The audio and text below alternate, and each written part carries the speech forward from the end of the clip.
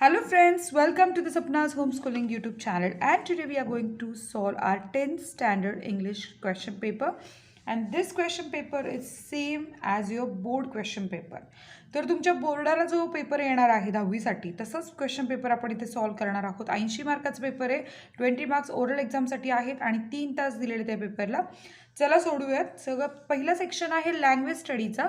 Question 1 do as directed. जर सांगितलं तशा गोष्टी आपल्याला करायच्यात. Question 1 complete the following words using correct letter. 2 put the words in alphabetical order. 3 punctuate the following. 4 make 4 words each. Minimum 3 letters using the letters in the following correct. Understanding पासून आपल्याला at least 4 शब्द तयार करायचे, 3 letters असलेले. 5 write related verbs to the given noun. And 6 complete the word chain of verbs. तर अशा प्रकारे आपल्याला लँग्वेज स्टडीचा हा क्वेश्चन सोडवायचा आणि इथे 6 ऑप्शन्स दिलेत, पण तुम्हाला 4च सोडवायचे. 10 मार्कांसाठी प्रत्येकी 2-2 मार्क दिलेले आहेत. Question 1 B do as directed. 1 make a meaningful sentence by using phrase in a flash. B add a clause to expand the sentence meaningfully. He decided. And second add prefix or suffix. Kind किंवा popular शब्दांसाठी prefix किंवा suffix लावायचा आहे. Or B make a sentence of prefix or suffix of above root words kind or popular. Question 2A read the following passage and do the activities. तर हा जो section आहे तो टेक्स्च्युअल पॅसेजचा आहे. रीडिंग स्किल, व्होकॅब्युलरी आणि grammar यामध्ये check केलं जाणार आहे. तर 10 मार्कांसाठी पहिला पॅसेज. क्वेश्चन आहे name the following the warrior mention in the passage. And second आहे native place of Mary Kom. 3 Mary Com's parents. And 4 the sports person who won gold medal in Asian Games. A2 complete the following sentences. Mary Com's exceptional achievement is and Mary Com's parents made their living by. तर यामध्ये paragraph सुरू होतो. There had to be one successful story if Indians. Mary Kom मधला पासून तर she is a legend for sure and idol for all the sports woman to look up to.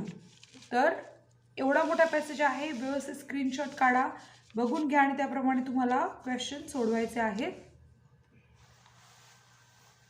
A3 आहे find the antonyms of the following words. Arrogant, failure, disqualify आणि finally याचे antonyms करायचे आहेत. A4 do as director. Her father was keen wrestler in his young age. Add a question tag. And second, enough has been said about this great warrior who conquered the world. Underline the subordinate clause and name it. A5 do you like to be a sportsman? Why? तुम्हाला खेळाडू बनायला आवडेल का आणि का, हे उत्तर द्यायचं तुमच्या मनाचं.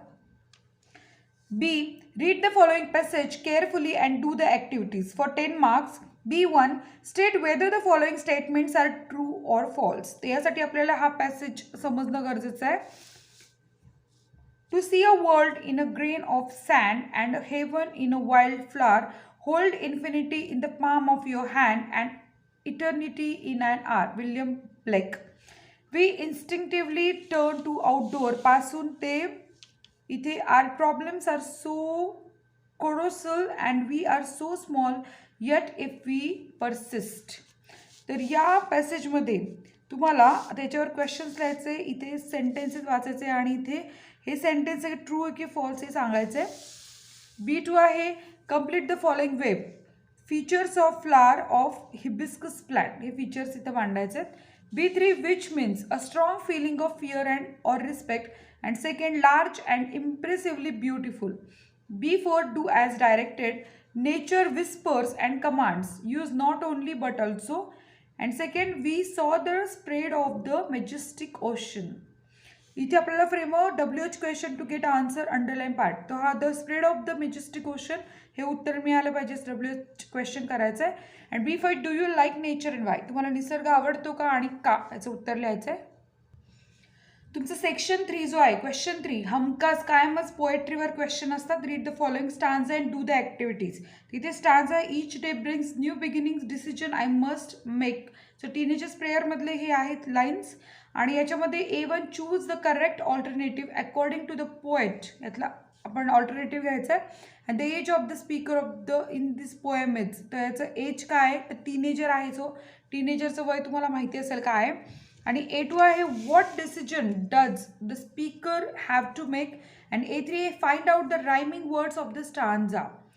आणि तुम्हाला इथे बी करायचं. Question 3B, read the following poem and write it appreciation with help of given points. So टायटलला अर्धा मार्क आहे, पोएटला अर्धा मार्क आहे, रायमिंग स्कीमला इथे तुम्हाला 1 मार्क आहे, फिगर ऑफ स्पीचला 1 मार्क, थीम सेंट्रल आयडियाला 2 मार्क आहेत. तर अशा प्रकारे हे सगळे मार्क्स मिळवणं खूप सोपं आहे तुमच्यासाठी. तर कविता आहे the world is mine. Title आणि पोएट इथे आपल्याला दिलेलं आहे जॉय लवलेट क्रॉफोर्ड. तर ते 1 मार्क तर सहज मिळतो. रायमिंग स्कीम पण तुम्हाला माहिती असेल कशी करायची आहे. राईम स्कीम करण्यासाठी राईम वर्ड्स माहिती असणं गरजेचं. मग त्याप्रमाणे A, B आहे का, कोणत्या प्रकारची स्कीम आहे ती शोधून व्यवस्थित लिहिता येतं. आणि फिगर ऑफ स्पीच पण यातले ओळखणं सोपं आहे. सो अशा प्रकारे आपल्याला ॲप्रिसिएशन ऑफ पोएम करायचे इथे. आता इथे बघा कविता आपल्याला इथपर्यंत आहे. I am blessed indeed the world is mine, पूर्ण कविता Joy Lovelett Crawford. Question 4A, read the following unseen passage carefully and do the activities. आता अनसीन पॅसेज आपण कधी पाहिला नाही, त्यामुळे पहिला पॅसेज नीट वाचायचा. 10 मार्कांसाठी आहे हा पॅसेज आहे. नीट बघा, अनसीन पॅसेजची प्रॅक्टिस करा व्यवस्थित. The one absolutely unselfish friend that man can have in his selfish world, the one that never desert him, the one that never proves ungrateful in his dog. A man's dog stands by him in prosperity and in poverty, in health and in sickness. He will sleep on the cold ground when the wintry winds blow and the snow drives fiercely, if only he may be by his master's side. He will kiss the hand that has no food to offer. He will lick the wounds and sores caused by the roughness of the world. When riches are lost or fame disappear, the dog is an constant in his love as the sun in its journey through the heavens. If fortune drives the master forth, an outcast in the world, friendless, homeless, the faithful dog asks no other favor than that accompanying him to guard him against danger, to fight against his enemies. And when the last scene of all comes and death takes away the master and his body is laid down in the cold ground, no matter if all other friends go away, there by the graveside will the noble dog be found, his head between his paws, his eyes sad but open in watchfulness, faithful and true even unto death. कुत्र्याविषयी सांगितलेलं आहे. कुत्र्याच्या लॉयल्टीविषयी या पॅसेजमध्ये सांगितलेलं आहे की कुत्रा किती loyal असतो, किती प्रेम करतो. आणि त्याला काही लोक असतं फक्त तुमचं प्रेम हवं असतं, तुमची सोबत हवी असते, साथ हवी असते. त्याच्यावर आधारित प्रश्न आहेत सगळे. A1, complete the following sentence. हे सेंटेन्सेस आपल्याला या पॅसेजवरनं कम्प्लीट करायचे आहे. आय होप की तुम्ही याचं स्क्रीनशॉट काढून याचे क्वेश्चन चेक कराल. A2 आहे which facts prove that dog is man's unselfish friend. निस्वार्थी मित्र माणसाचा कुत्रा कसा आहे आपण कोणत्या फॅक्ट्सवरनं कळत आहे. Question A3, right opposite of grateful, false, prosperity, friends. A4, do as directed. The dog is friend who never proves ungrateful and unfaithful. Make it affirmative. A2, he will kiss the hand that has no food to offer. Begin with the hand that. A5, who is your true friend? Why? तुमचा खरा मित्र कोण आहे आणि का? B, write a summary of the above passage and suggest a suitable title. आता हा जो वरचा पॅसेज होता त्याच्यावरच समरी लिहायची आणि त्याला एक सुटेबल टायटल लिहायसाठी 5 मार्क आहेत. सेक्शन 5, इन्फॉर्मल और formal letter. Visit unexplored beauty Mahabaleshwar. Enjoy the famous hill point and natural beauty, a living paradise on the earth. Visit the Sunset Point, Wilson Point, Eco Point, Bombay Point, etc. Experience boating and water sports, comfortable stay and enjoyable natural beauty. Contact the in-charge tourism department, Mahabaleshwar district, Satara. तर ही जी add आहे त्याच्यावर आपल्याला informal किंवा formal letter लिहायचं आहे. Informal letter आपल्याला लिहायचे ते look at the advertisement and write a letter to your father asking permission to join the trip. वडिलांना पत्र लिहायचे परमिशन घेण्यासाठी ट्रिपला जाण्यासाठी. आणि A2A formal letter, look at the advertisement, write a letter to the office incharge tourism development corporation of Mahabaleshwar asking for a concession in entry fee, accommodation, food and other details. Accommodation म्हणजे राहण्याची व्यवस्था, fee आणि याच्यामध्ये काही सवलत मिळेल का संबंधी त्यांना फॉर्मल लेटर लिहायचं. सो सेकंड आहे B1 और B2. डायलॉग रायटिंग करायचं आहे. बघा डायलॉग रायटिंग कशावर करायचं आहे. Put the sentence in proper order to prepare a meaningful dialogue. I don't believe such a stupid things. Second, because they are baseless. And third, do you believe in rumours. Fourth, why don't you believe it. तर आपल्याला इथे dialogue writing करायचं आहे आणि complete the dialogues. इथे put the sentence in proper ऑर्डरमध्ये करायचं आहे, मिनिंगफुल डायलॉग करायचं आहे. तर बी आहे कंप्लीट द डायलॉग. इथे आपल्याला हा डायलॉग जो आहे तो कंप्लीट करायचा आहे. 3, write a dialogue of minimum 3 meaningful exchanges of the importance of reading.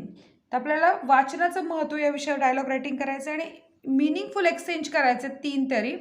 B2 आहे ड्राफ्टिंग ऑफ स्पीच. तर स्पीच ड्राफ्ट करायचं आणि त्याचा विषय बघा, you have to deliver a speech in a class on how to achieve great success. तर यश कसं मिळवायचं याच्याबद्दल आपल्याला स्पीच ड्राफ्ट करायचं आहे.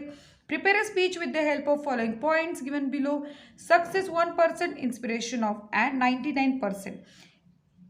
perspiration, no achievement without hard work, no success by neglecting duties. Examples, daily study, revision, practice required for success in the SSC. No study, no success, life is a challenge. Face it boldly and be successful. त्या मुद्द्यांच्या आधारे आपल्याला एक speech तयार करायचं आहे. 6 आहे information transfer. A1, non verbal to verbal, write a short paragraph on importance of reading book. तर बुकचं वर्ण आपले पॉईंट्स दिलेत, इन्स्पिरेशन, प्लेजर, मोटिवेट, टीच आणि knowledge. A2 verbal. 2 non verbal. इथे read the following information and draw a diagram. ते information वाचून घ्या, स्क्रीनशॉट काढून आणि डायग्रॅम ड्रॉ करायची आहे.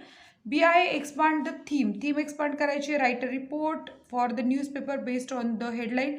2 bikers die in a mishap near Katraj, Pune. Headline, dateline, leadline, body of report and conclusion. 5 मार्कांसाठी. B2, complete a story with the help of given ending, suggest a suitable title. तर इथे आपलं ending आहे, everyone praised Raju's courage and presence of mind. So इथे आपल्याला हा end मिळाला, याच्यावरनं story right करायची आहे. 7 आहे ट्रान्सलेशन. ट्रान्सलेशनमध्ये word translation, sentence translation and afterwards you have to translate the proverbs. So this is the question for 5 marks. So students, आपल्या इथे पूर्ण प्रश्नपत्रिका बघून झाली आहे. सॉल्व करण्याचा प्रयत्न करा आणि जर काही अडलं तर कमेंट करून सांगा, आम्ही नक्कीच मदत करू. भेटूयात आपण अशाच काही महत्त्वाच्या प्रश्नपत्रिका घेऊन. Bye bye.